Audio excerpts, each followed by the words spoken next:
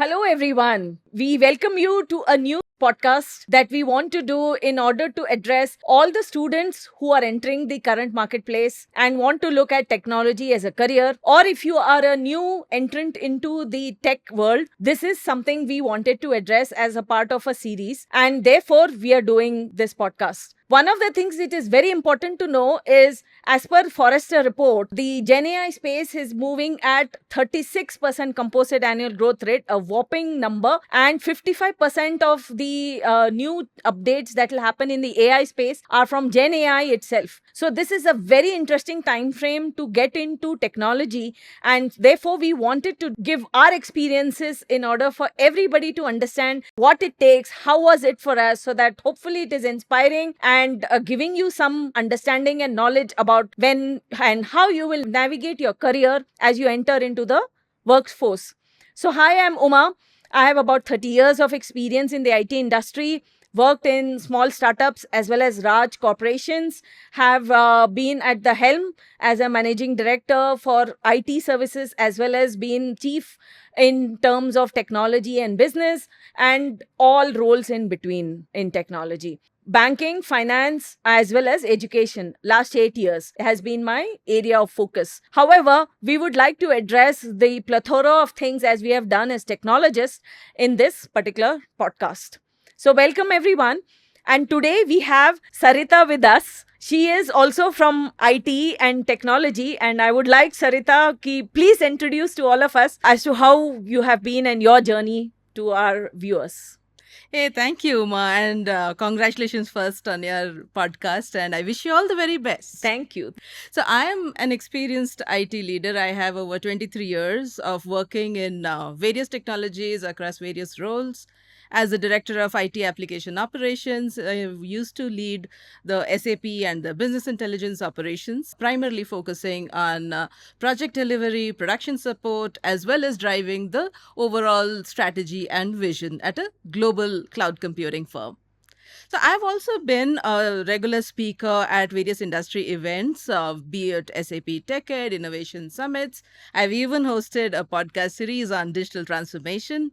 And I'm passionate about mentoring. I've been closely associated with a lot of mentoring initiatives, be it Mentorship Hustle, GHCI, or Women Who Code, and a lot more of such initiatives. Super excited to be here today and focus on this conversation. Welcome, welcome. I think this is amazing. I think for us and for our viewers, this podcast is definitely going to be very interesting. So, the first thing actually wanted to know is what was your early days in when you were in college and thinking about getting into the workforce? I've seen these days people talk about doing internships. And how did you think about that as you were getting into the workforce? Absolutely. So, see, I belong to the generation where, as I've said before, right, we were grateful to be employed by a leading tech firm, and we always wanted to be in that position of gratefulness and how can I justify my position. So in my 25 years in tech, I first started out from college, from campus. I did my mechanical engineering from REC Rourkela, which is now called NIT Rourkela. And I got a job from campus on a multinational firm, an Indian multinational firm at that point in time. And the very first project that I entered had pretty much everything. I was, in fact, fortunate to be in that project right from the requirement gathering phase to the implementation and the final production support. So the entire gamut of the project was something that I was able to familiarize myself with. That was an interesting journey, the initial years. And then I changed a series of companies, out of which another couple of global firms, and a couple of breaks later, I joined this global cloud computing firm where I have been for almost 11 years till August last year. Oh, wow. No, amazing journey. So, when you were in college, how was it? Like, in terms of, studying, what were you focusing on? Did you know that you would be getting into a tech firm? Or, what kind of tech firms were on your list? How did you look at building a career? So, in fact, as I said, I passed mechanical engineering, and in our time, computers was not sought out much. NIIT was pretty much the only computers that we knew at that point in time. And if you ask me if in college I knew whether I would be going into tech, the answer would be a firm no. We really were quite clueless. In my generation, we were quite clueless. And that is so different than today's generation, where the kids are so wired up about what they want to do, where they want to be. End of the day, we were just happy to be employed. And, like I said, we were grateful to get into this tech firm. It was a leading tech firm. Of course, we always had our eyes and ears open for learning, even though it was a simpler childhood. I mean, we did not have the internet, we did not have all the technology that is available to the children today. But at the same time, we had the libraries that we always frequented, and we wanted to gather as much information as we could. Coming from middle class background, the core values of, say, sincerity, hard work, these are kind of ingrained in our Yes. DNA. It is a boon, but it is also a bane, because I feel we had a simpler childhood. I mean, we did not have so much information available to us. Today, there are so many things. There is AI, there is ML, there is Gen AI, there is IoT, there is quantum computing. There is so many things for the kids to choose from. Yes. And it Synthetic is, biology is another area. Absolutely. I mean, there you go. Right. So there are so many things. And Yes. what does one focus on? Correct. What do I look into? Where do I build a career on? I mean, this is a question that I get asked often by young people. Right. Yeah, I think my experience somewhat similar. Growing up, in grade 10 itself, I had done basic. Then I had done Fortran, Pascal, and all those, yeah, which so did nobody I. even thinks about those things right now. But like before I got into my college itself, I had done some programming and coding. But there was this thing about, electronics is the hot new field, and computer science, although I wanted to go into, I was told that you're narrowing down your options by getting into computer science. Yeah, absolutely. I was told that no, you get into electronics because then you have a wider scope. But it didn't matter. I graduated and entered a multinational firm and was in computer science throughout. Like, in fact, my final year project was also on parallel processing. So it was like, it has nothing to do with electronics. Of course, I mean, it was the bare backbone of my entire studies, but never used it after coming out. But I think a few things that helped during that period, which I think really worked, was kind of always had this thing which my parents had told me, that you should always be ahead of everything else that is happening around you. And therefore, parallel processing was a very new area. So I did my project in that. When I entered the corporate world, I said that, okay, banking and finance, coding was the big deal, right? Like every one of us who got into through campus placements, just like you, was vying for a coding job. But like I got my first role as a maintenance role. So that was different. Yeah, absolutely. And just as you said that, even I started my career in basic, and that shows how old we are, because I don't think those technologies are around anymore. But yeah, we did all that programming. I did my college project in C++. In fact, that's what I was reminded of when you spoke Yes. about your experience, right? And see, when we entered that multinational firm, we were given training because we came from a non-computer science background, so to speak. Correct. From that non-computer science, going into a computer science firm and doing programming and learning coding, we had 3 months of intensive training. And if you ask me what I learned out of that, I would probably say in one word, confidence. That was probably the only thing which I took out, because technology has always been, and also today is growing at an exponential pace. Yes. So what you learn today is going not to be irrelevant tomorrow. Correct. Right? So if you're focusing primarily on the programming language or the particular skills that you learned, that is not going to help you. Yeah, absolutely. But end of the day, you do need those concepts. You do Yes. need those object-oriented programming concepts, the basic depth in one programming language, which is going to give you that confidence that, hey, any other language, I can pick it up. No big Right. deal. No big deal. Yes. And that is exactly what I took out from those 3 months of training, Yeah. is what I would say. Looking back, pretty much confidence is all that I gained, and it stood me in good stead. Yeah. Going No, ahead. confidence, I definitely agree. I think the trainings that we received working in multinational firms was a huge enabler. right? And I think it did give us all the kind of required tools in order to navigate a large MNC kind of companies that we worked at. I would also like to look at like MNCs versus startup firms. What would be your take? Because somewhere I would also think is from my perspective that at a startup firm, there is not a single hat that you wear. You do so many things, right? And there are advantages to that. Whereas, in a large firm, it's a more process oriented environment. There are advantages to that. So, and since I worked in both kind of environments, I think I always gained a lot in both environments. And I would say that when you're starting off, it doesn't really matter. Absolutely. But what has been your thoughts? Echo that actually, because when you're starting off, the most important thing for anybody should be to focus on your learning. See, it doesn't matter really whether you are in an MNC or you are in a startup. In fact, both have their own And environments. Bangalore is the startup capital.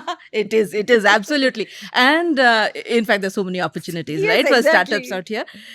So it's not about whether it's a startup. And in fact, some MNCs also have a startup kind of environment. Yes. They do give you those incubators where you can act like a startup, even though you're part of an MNC. MNCs, So yeah. what matters in all of this is basically how much you are learning. Correct. What is your learning journey, and whether you are growing as a person, whether you are growing in tech, whether you are gaining that depth of knowledge. Correct. And that is what should matter to you most, rather than say a fancy pay package or a big name in a tech firm. I know, Correct. I mean, most of the young people nowadays would like to go for say So a did huge we. So package. did we did, yeah. I mean, yes, for sure.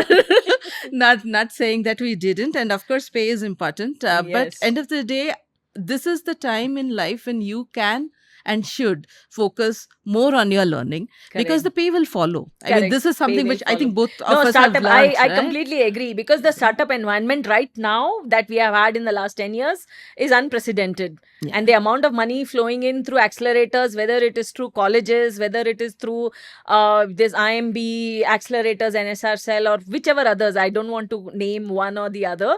I just want to make sure that we know that there are so many opportunities existing, and you can always start anywhere, as long as, like what you said, right? Learn new things, make sure you gain depth, make sure you are even in the workforce where people value you, Yeah. right? Absolutely. And as you rightly pointed out, right, in a startup, you get to play varied roles. Yeah. And that comes super useful. Say you could start a startup of your own. Correct. Right? In the Yes. end of the day, it is all about the learning that you are gaining. And it is, the learning that you gain is not necessarily always tech. It is Yeah. also about how you are collaborating, how you are Confidence. connecting, Yeah. confidence for sure, and how you are able to get across all the stakeholders, how you're able to do the stakeholder management. Correct. All correct. of this is going to hold you in good stead Yes. later on in life. And as I keep saying, right, I mean, I quote Steve Jobs here, connecting the dots is always Dots. retrospective. Correct. Yeah. Retrospective. And it's been true for our journeys also, right? Yes. I could probably take from my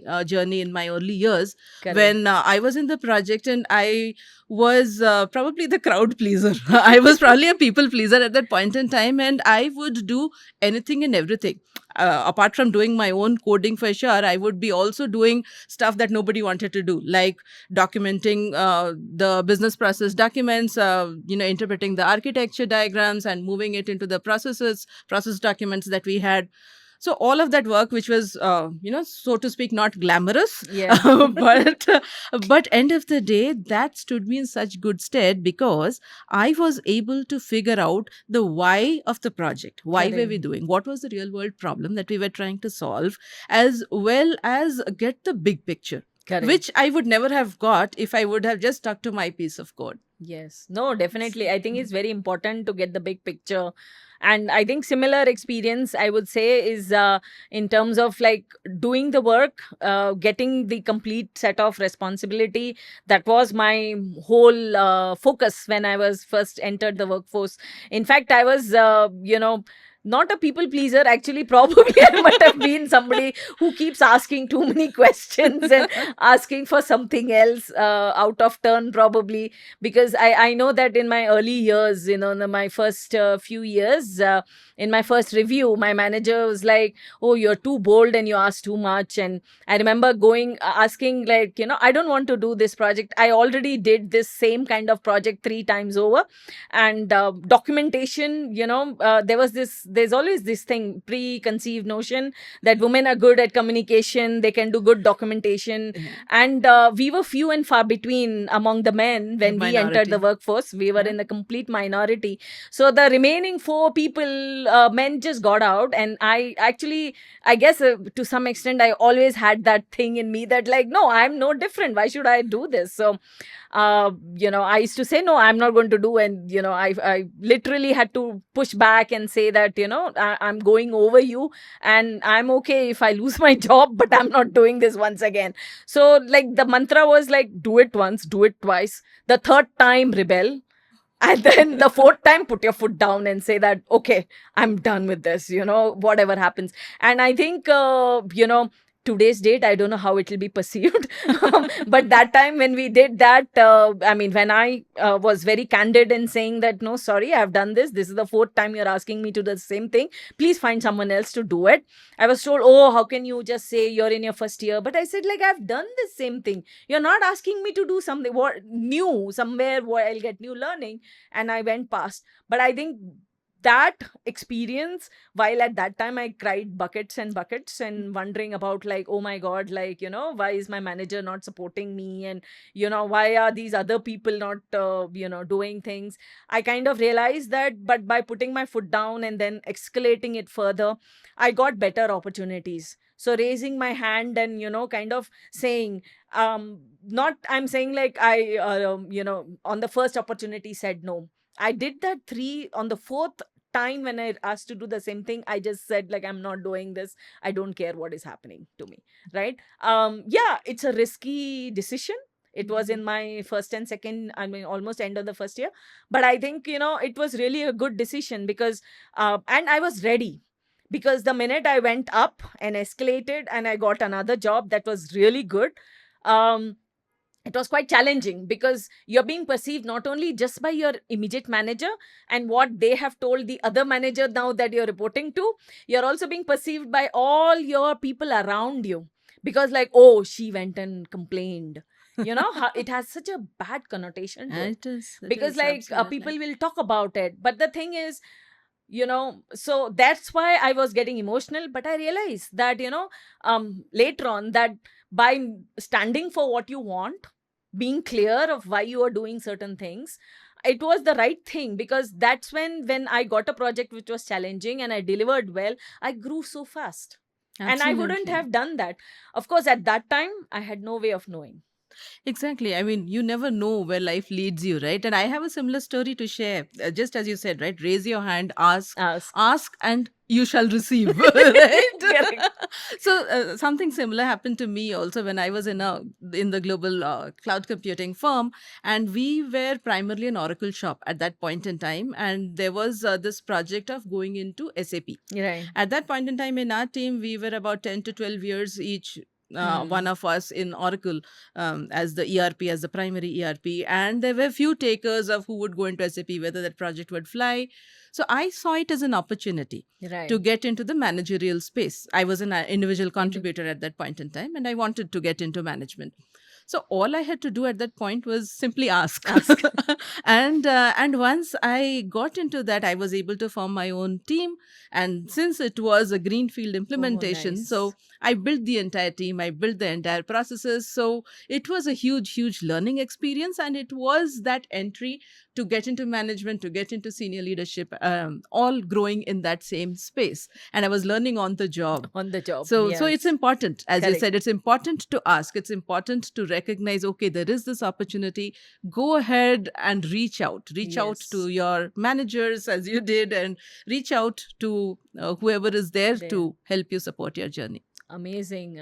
I think similar experiences. So now let's also talk about what were your some few challenges that you faced while early career journey, so that, like, and how you face them, so that you can think about, like, maybe it'll help some of our viewers in terms of how to navigate. Yeah, so challenges obviously have been many, as you said, Yes. and even I agree. Even I've cried buckets because tending to internalize the criticism that you Yeah. face in the early years is something we all fall into, Yeah. right? That's a trap we all fall into. And while we should definitely look at whatever criticism we are receiving, I would say sift through it. Yeah. Sift through it, reflect on the criticism that you've received, and some of it, if you see that okay, this doesn't have any standing, just let it go. Yeah. Just let it go. And this is a really hard lesson. It is easy for me to say now, sitting here and talking to you, but at that point in time, it wasn't. Yes. It definitely wasn't, because as you also rightly pointed out, right, there are very few women, and when women come out as confident, it is termed aggression. Aggression. Yes, It yes, is I've more- heard that. We are very bold. You're so bold. You are, and if you are clear about what you want and you're going after it, that is definitely scary for a lot of people. So to be in that position, to exude that confidence when you are probably hurt inside and quaking inside, is a super challenge. But Yeah. at the same time, if you stick to it, Correct. if you stick to your convictions, and if you stick to what you believe in, you will definitely be successful. And this is what I stand here to tell you today, that it is definitely something that we can learn from. Yeah, that brings me to the the thought that I was told early on, like, build a thick skin. I was told that you are too sensitive, you can't be like this, you can't take the people at face value, try to understand the deeper meaning, and don't try to make sense of everything that everyone is trying to tell you. Right. And I think early on, I didn't know how to sift through the various feelings and the various inputs I was getting from everyone. And I also worked in early on in my career. After almost 3.5 years, I went to the US and I worked there as well. And there was a pretty large team, and being the only woman in the team, you can look at it as a advantage and also a disadvantage, because people tend to say, oh, it's late, why don't you head home? But then you are like, I used to feel the fear of missing out, because they're all sitting there and discussing about the project and work, and I'm missing that thing, right? So I used to say, no, I'm going to stay here. And I've stayed late nights, weekends, and but people were super good. I wouldn't say that, they tried to help, but I had to tell them, like, but you guys are all discussing things which we want to learn. And seriously, I think while our career was going, we had to study and reinvent ourselves every single time. Like, Windows 95 came, then there was this a DOS. It was original, then Windows 95, 98, we came to visual programming, Visual C++, then it went on to Java, and then so many new technologies. Then I had Microsoft initially that I had worked on, then I moved on to Java technologies, then there was this Python that we moved on. So we are keeping on learning in IT industry. Now I'm a Gen AI learner and AI studies, and trying to AI ML solutions that we are doing. So every time we have to do a change, you're again making yourself uncomfortable. Absolutely. So what do you Absolutely. think about, like, being uncomfortable, and then how do you kind of work when you're uncomfortable, and how do you kind of work around and navigate when you're uncomfortable in any? I think you should always be uncomfortable, because okay. that is how you will grow. I mean, having said that, of course, we've all gone into our own comfort zones, so to speak, right? I mean, end of the day, when you've been working in a project for some time, you know the ropes, you have the landscape in your head, and pretty much you can solve any problem. I mean, I was in infrastructure, I was in production support also at some point in time, right? So we would get calls in the middle of the night, and I would know, okay, this is where the stuff is probably broken, because I have spent so long in that particular landscape. So I know the landscape like the back of my hand. So that is the comfort zone that we also all tend to fall into. But end of the day, you are not learning in that comfort zone. You're not learning in that comfort zone. So for whatever reasons, people do stick to their comfort zones, and no judging there. But you learn only when you're uncomfortable. Uncomfortable. Yeah. Or learning something new in that space itself. Yeah. Yeah. Right. So Like sometimes, like I know at one point I was in a space, where I had family commitments, and therefore I was not able to kind of, look out for another job because, I had kids to tow and things like that. So I decided that, I can't really travel so much and do other things. But at the same time, because of the learning that I had while I was in that comfort zone, for example, this was a very large logistics firm, so they had completely redone systems and processes to make a hub and spoke kind of model. That was something probably many years back, around the late 90s. And at that point, when we looked at that, and I tried to understand everything what was there in that, it came in hand because I was still learning and reviewing. When there was a chance for overhaul of the whole system 3 years later, guess what, like who got to kind of work on a newer technology and replace it. So that is only was possible because I was still learning. I had other commitments, but I made sure I was learning. Of course, that is one of the things on the hindsight. I look at it that, oh, why did I get the opportunity? Was because even though I was sitting there, I was making sure I was learning every day. And that definitely came in as advantage.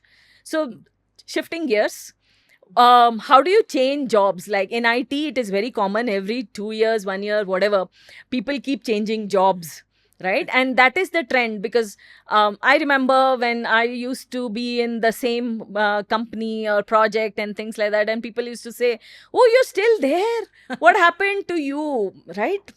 What's your take on that? So I have personally changed probably 5 jobs in the first 10 years of my career, but that was more out of stuff happening Right. to me. But to answer your question, right, what about changing jobs and what you should do, I believe you should be focusing on your learning more. I would still go back to that. As long as you are learning, it is obviously a good idea to be focusing more on your learning in the early years, and if Early you years. cannot do it in the same company, Right. then you can look out. Yes. It is perfectly okay to look out for new opportunities if you're not getting those in the company. But at the same time, I would probably say that give it at least a year. Give it at least a year to get that depth of knowledge, because when you are starting out in your Right. career in IT, you are pretty much finding your feet. Correct. Right? And you need to get that depth. And I know today's world, it is so easy to get overwhelmed, right? With Yeah. quantum computing, IoT, Gen AI, Gen. this, that. Okay, I don't get an opportunity in this particular project to work on that, so then I should leave this project. Correct. This is what I Yeah. commonly see, and I do not subscribe to that, because I feel that whatever you're doing, more important is to focus on the why. Yeah. To focus on the real world problems. Yes. See, today's world of ChatGPT, Gen AI, improving your coding skills is not really going to help you as much, because you have ChatGPT, which will give you even better code, way better Yeah. code than what you would write, maybe. Correct. What is going to be your key differentiator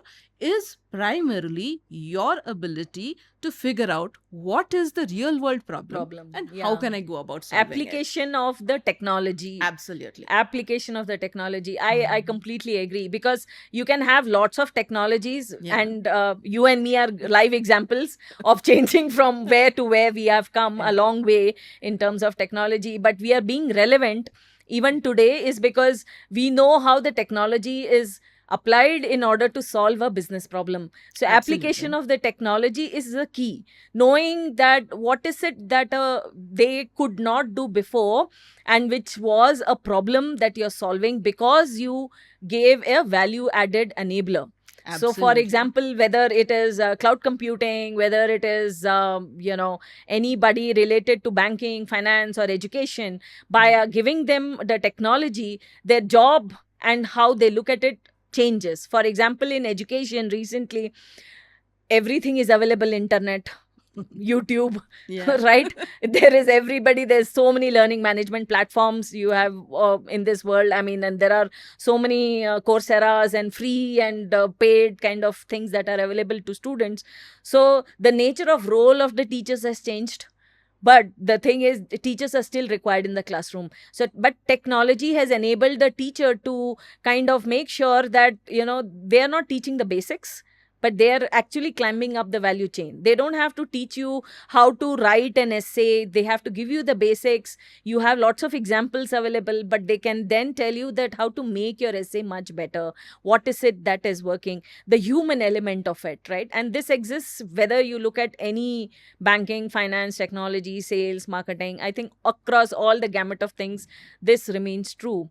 So definitely, I would say that that is, is something we have seen. So I think the other question I had is like when you're changing jobs and looking and being relevant. Um, what is the element of one of the things, if you had known then, would have helped you to kind of do something better? Like where you thought that, oh, the decision I could have changed. Is there any regret or any kind of like, oh, I might have done that better?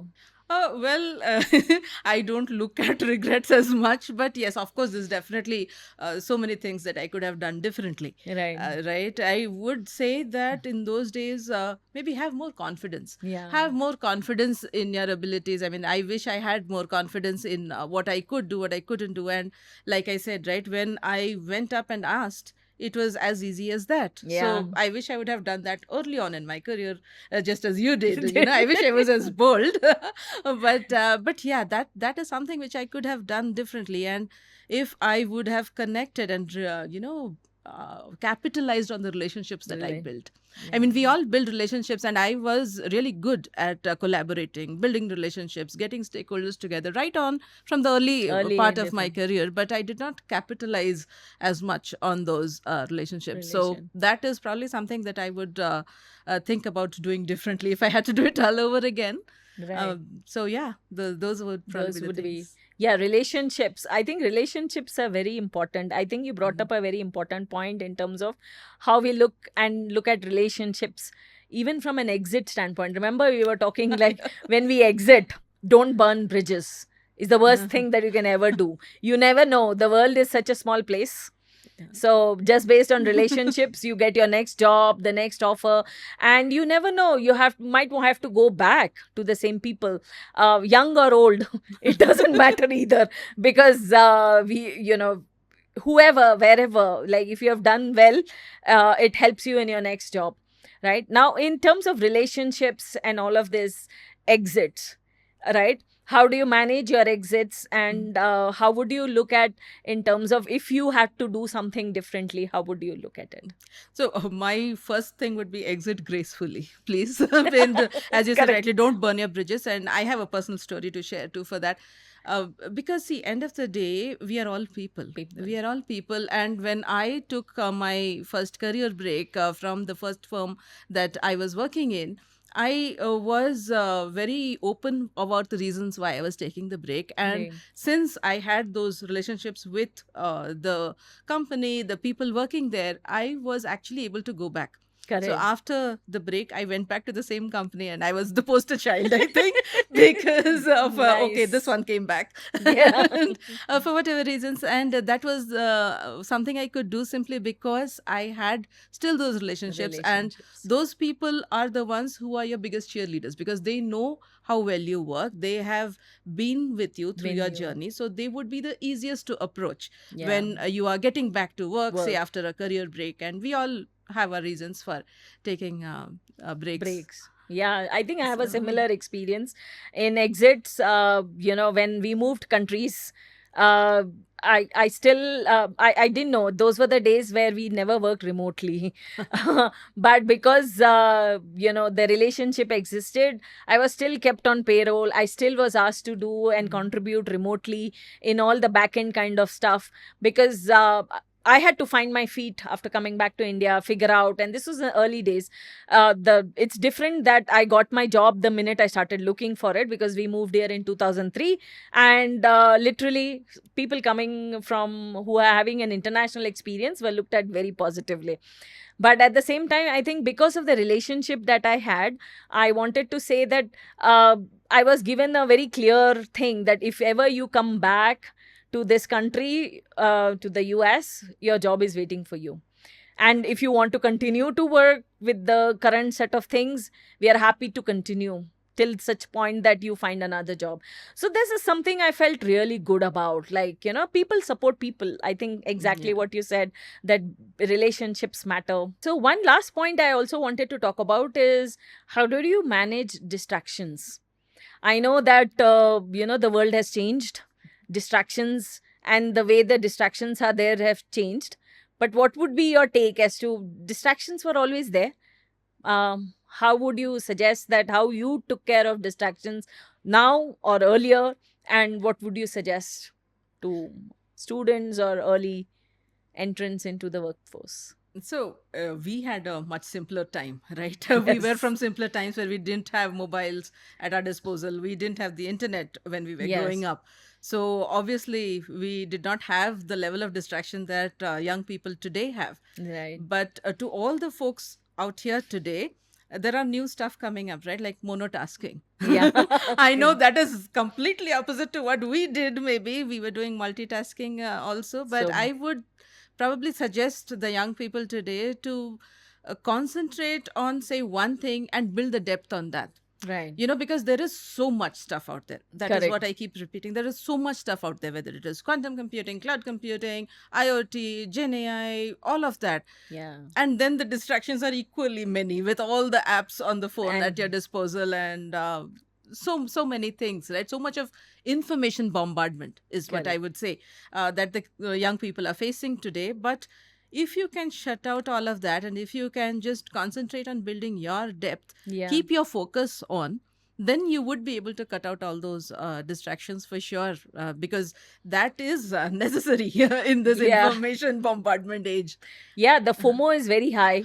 That what somebody has posted, is there something important that I'm missing out? WhatsApp and all these Insta and everything else, right? So kind of there are apps that help you to kind of these days say that, okay, be calm, be able to see.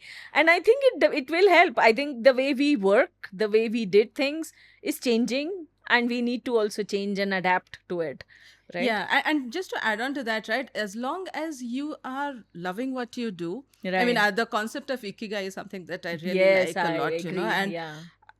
what it means, typically, what it boils down to is, as long as you love what you do, you can get paid for it. Yeah. You're really good at it, and that is what the world needs. Yes.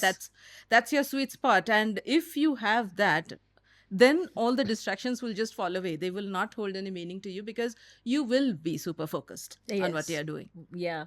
But I mean, I just wanted to ask there, because not everyone gets to work in their sweet spot, right? Not Yeah. everyone gets the kind of job that they think is their the main sweet spot kind of a job, because I guess now people know what they want to study and what they want to do. But I think when we were in the workforce, it was like what you said, right? Middle class, trying to earn a living, wanted to have a lot of aspiration, had to earn a lot of things. So our motivations and the way we looked at things was very different than what it was here. So therefore we were more into trying to kind of maximize what was there. And distractions, although they were there, I think the motivations were very different. But I think I agree with you, like what you're Yeah, I saying. mean, your personal circumstances could be different. So it's not maybe for everyone, but keep looking. Keep looking. I Yeah. would say keep looking, because Yeah.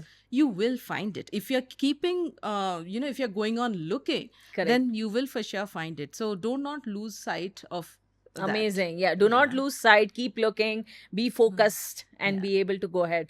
No, that is amazing. I think really good discussion. So, to all our viewers, what would be your some 2 or 3 key takeaways that you would like to from this podcast to say as to what they should look for, and what would be your advice? So my advice would be probably just some 3 key things, right? One would be to recognize your abilities, recognize your strengths. We all have our strengths and weaknesses, and rather than focusing on the weaknesses and trying to eradicate them, which is of course difficult, try to capitalize on your strengths. And recognizing your strengths early on is what is going to help you along in your journey. That for sure is definitely number one. Keep learning. Some number two I would say is be proactive. Keep learning. Stay curious all the time. right? And you will never be able to figure out that, okay, this is going to help me in the future or not going to help me. Keep learning. You never know what is going to be of use later in life. Yes. So that would be the second thing that I would tell. And the third would be obviously to collaborate and connect, build your relationships, Relationships. because this is the time, early years of your career, when you are building your brand, you are connecting with people, networking, and building all those relationships which you can capitalize on later in life. So amazing. yeah, these would be the three key things for anybody entering the workforce Entering today. the workforce. No, amazing. I think absolutely, I completely agree with all of them. I would like to add on that currently AI and Gen AI is a huge space to get in, regardless of whether you're a biology or a science student, STEM student, or you're in commerce or you're in any area. AI is affecting your area. I mean, I don't think so. Anybody can come and tell me or you that, oh, I'm not affected. There is no industry that is not getting affected. So the best thing is to get in, start understanding, start learning. The other thing is it's an emerging technology. Given that it's an emerging technology, this is also the best time, because before it gets ahead of you and you get sidelined, it's better to be in the front and center of it, so that you are able to understand and navigate yourself better in the coming world, right? So from my perspective, that is one. I would like to say that, I think this is as good as time as anything else to get into technology and get into AI and Gen AI. And it's super easy. I think when we had to learn programming language one after the other, I think we have read, I think, bookshelves and bookshelves of books, right? Every time a new programming language came, we had to take 3 books and learn, and they take a laptop. It's no longer true. I think it is so much simpler. YouTube is a great source for learning. There are a lot of free sources that are available. You no longer need to restrict yourself to figure out like, oh, there's only one way of learning. There are 100 ways of learning, and they are all available at your fingertips. Make use of all the ways of avenues available to you for learning. So that, I would say, is number 2. The third thing I would definitely say is thick skin. I think a girl or boy or anyone, right? In the early days, I definitely think that, I was pretty sensitive to what somebody said, and immediately had a reaction, immediately felt I was not sufficient or I needed to do more. That I feel on the hindsight, that, develop a thick skin very early on, be clear as to what you want to achieve, and keep moving one step at a time in that direction. Because there is, at the end of the day, you're only answerable to yourself. Absolutely. If you try to do things which are like crowd pleasers, like for example, our parents, our family, and the society in general, colleagues, they tell you things and we tend to think that that's gospel truth. But guess what? Actually, listen to your inner voice. If that is telling you that what you need to do next, I think that is more important. We should be able to block out the noise and be able to listen to it and go ahead. And I think I learned this and I'm still learning, but that has something helped center my focus in terms of what I want to do and what I want out of life, and where I'm ready to compromise, whether it is personal space or business space. It is something to really consider overall. Absolutely. And as you pointed out, right, Gen AI has so many things coming up. What I would like people to concentrate on is focus on solving the real world problems. Real world problems, yes. Because that is going to be your key differentiator today.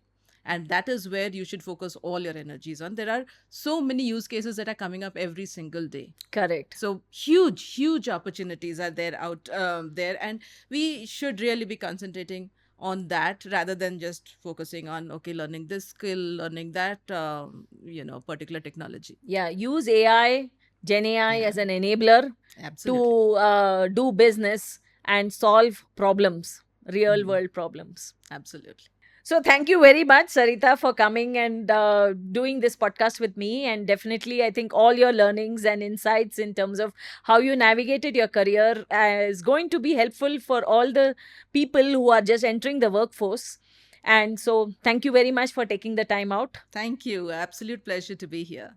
Thank you. And to all our viewers, we would like to say that we are planning to do more podcasts. Today, we covered more from how do you navigate your career early in tech world. Now we also want to go further and see that as you navigate into management and senior management, what are the things you would be considering, or what is it that how we navigated our careers. If there are any such other related fields or anything else that you would want Sarita or myself to talk about, please let us know in your comments. We would be very happy to hear from you.